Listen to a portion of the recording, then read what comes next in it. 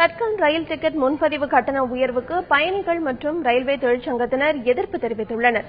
தட்கல் முறையில் ரயில் டிக்கெட் முன்பதிவு செய்வதற்கான கட்டணத்தை ரயில்வே துறை உயர்த்தியுள்ளது.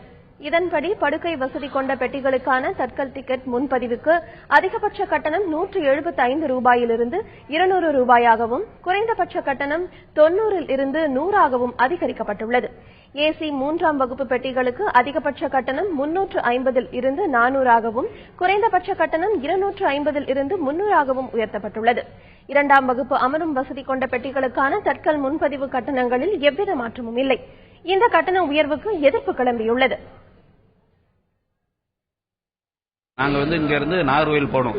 நாகர்கோவில் போகணுன்னு வர சமயம் இது ஏறத்தாழ 50லேருந்து 100 ரூபாய்க்கு மேலே அதிகமாகிறது. இது ஒவ்வொரு தடவை இந்த மாதிரி கூட்டிக்கிட்டே இருந்தால் எல்லாருக்குமே கஷ்டம். இதை பழையபடி நார்மல் லெவலில் அந்த ரேட்டை கொண்டு வரணுங்கிறத பொதுமக்கள் சார்பாக கேட்டுக்கொள்கிறோம். ஒவ்வொரு வாட்டியும் தட்கலோட டிக்கெட்டோட ரேட் இன்க்ரீஸ் பண்ணால் நார்மலான மக்களுக்கு டிக்கெட் ரயில்வே போகிறது ரொம்ப கஷ்டமாயிருச்சு.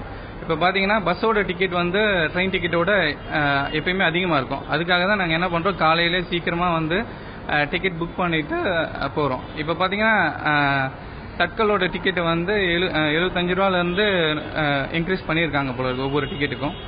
இது போதும். இந்த மாதிரி டிக்கெட் பண்ணுறது எங்களுக்கு ரொம்ப கஷ்டமாக இருக்குது. இதை கொஞ்சம் வித்ட்ரா பண்ணால் ரொம்ப நல்லாயிருக்கும்.